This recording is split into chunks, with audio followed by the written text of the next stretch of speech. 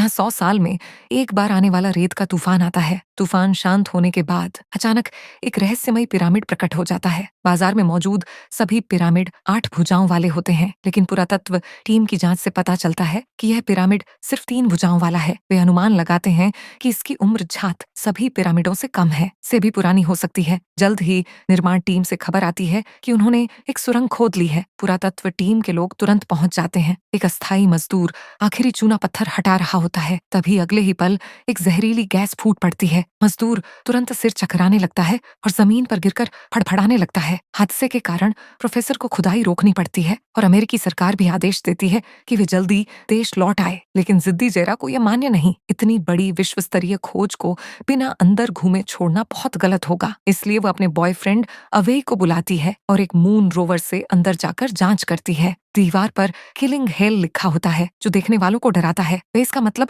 सोच ही रहे होते हैं कि मून रोवर अचानक अज्ञात जीव के हमले का शिकार हो जाता है और स्क्रीन पर सिग्नल गायब हो जाता है। एक मून रोवर की कीमत बहुत ज्यादा है। अवेई के पास मुआवजा देने की क्षमता नहीं। पुरातत्व टीम के सदस्यों को खुद अंदर जाना पड़ता है। रास्ता भटकने से बचने के लिए जेरा प्रोफेसर के शरीर पर एक रस्सी बांधती है और सबको लेकर अंदर चली जाती है। फिर वे एक पुजारी कक्ष में पहुंचते हैं, जहां ढेर सारे हथियार रखे होते हैं। जमीन पर कुल्हाड़ियां खून से सनी होती हैं। प्रोफेसर इन्हें वापस ले जाकर अध्ययन करने का सोचता है, बिना यह समझे कि यह खतरे का संकेत है। साथ ही उसके शरीर पर बंधी रस्सी कहीं गायब हो जाती है। सब बिना दिशा के भटकने लगते हैं और जल्दी ही रास्ता भूल जाते हैं। आखिरकार वे एक गुप्त कक्ष में पहुंचते हैं, जहां क्षतिग्रस्त मून रोवर मिलता है। अवेई को दुख होता है, लेकिन ऊपर से मलबा गिरता है और फर्श में दरारें पड़ जाती हैं। सामान्य व्यक्ति किनारे से चलता, लेकिन प्रोफेसर बीच से चलने को कहता है। अगले ही पल फर्श धड़ाम से गिर जाता है और सब नीचे गिर पड़ते हैं। सौभाग्य से वे सिर्फ मामूली चोटें खाते हैं। वे राहत महसूस कर ही रहे होते हैं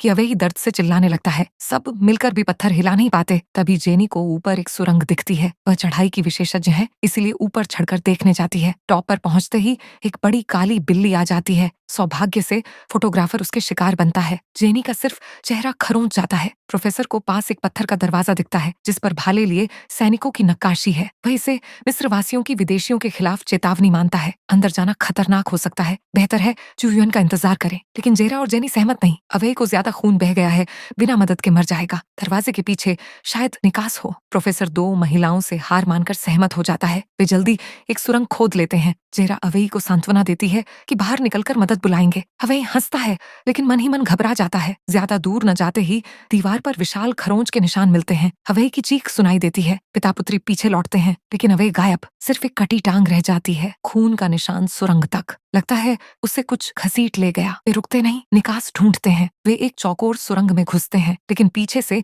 काली बिल्लियों का झुंड आ जाता है। घबराहट में वे तेजी से रेंगते हैं। सुरंग के मुंह पर सैनिक मिलता है, जो उन्हें बाहर निकालता है। वह AK-47 से गोलीबारी करता है, लेकिन बिल्लियां गोलियों को नजरअंदाज कर बाहर निकल आती हैं। लगता है उनके पीछे कुछ और भयानक है। सैनिक जांचने जाता है, तभी उसे पकड़ लिया जाता है। वह चीज इतनी ताकतवर है कि सैनिक को कमर से तोड़कर अंदर घसीट ले जाती है। सब लाइट बंद कर कोने में छिप जाते हैं। शांति होने पर आगे बढ़ते हैं। वे एक सुरंग में पहुंचते हैं, जहां दोनों तरफ विचित्र मूर्तियां लटकी हैं, जो इस सभ्यता की रहस्यमयता सिद्ध करती हैं। प्रोफेसर छूना चाहता है, लेकिन ट्रैप ट्रिगर हो जाता है। दरवाजा बंद।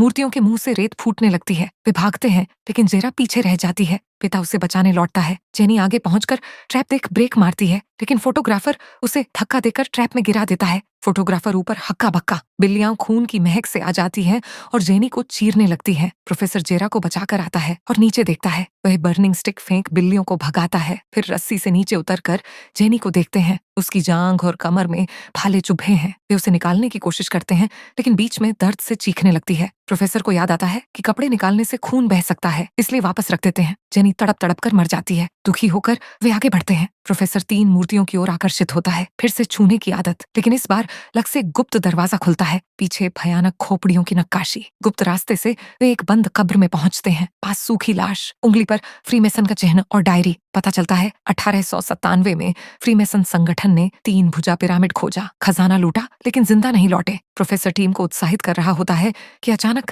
एक पंजा उसके दिल को चीर देता है। जेरा डर जाती है। फोटोग्राफर उसे भगाता है, लेकिन दरवाजा बंद। फोटोग्राफर राक्षस का फोटो लेने का फैसला करता है। नाइट विजन चालू कर पीछे जाता है। राक्षस इंसानी शरीर, कुत्ते का सिर, लीग ऑफ लेजेंड्स जैसा। यह प्राचीन मिस्र का मृत्यु देवता अनुबिस है, जो आत्माओं को मार्ग दिखाता है। वह तुलना पर एक तरफ सत्य का पंख, दूसरी तरफ हृदय रखता है। बराबर तो स्वर्ग वरना नर्क। प्रोफेसर लालची था, तुरंत मर गया। फोटोग्राफर छिपा रहता है। सुरक्षित होने पर जेरा से मिलता है। निकास ढूंढते हैं। छत की पेंटिंग से ऊपर की सुरंग मिलती है। सैनिक की सीढ़ी। वे चढ़ते हैं, लेकिन नीचे अनुबिस की गुर्राहट। फोटोग्राफर मर जाता है। जेरा ऊपर पहुंचती है, थक कर सो जाती है। जागने पर अनुबिस तुला तैयार। जेरा कमर की कुल्हाड़ी से रस्सी काट भागती है, लेकिन बिल्लियां रास्ता रोकती है। बिल्लियां और कुत्ता दुश्मन, वे अनुबिस पर झपटते हैं। जेरा सीढ़ी चढ़ती है। रोशनी दिखती है, लेकिन थक कर गिर जाती है। एक लड़का आता है, कैमरा ले जाता है। अनुबिस लड़के का फैसला करता है। बस आज की कहानी यही खत्म होती है। कैसी लगी आपको ये फिल्म, कमेंट में बताएं।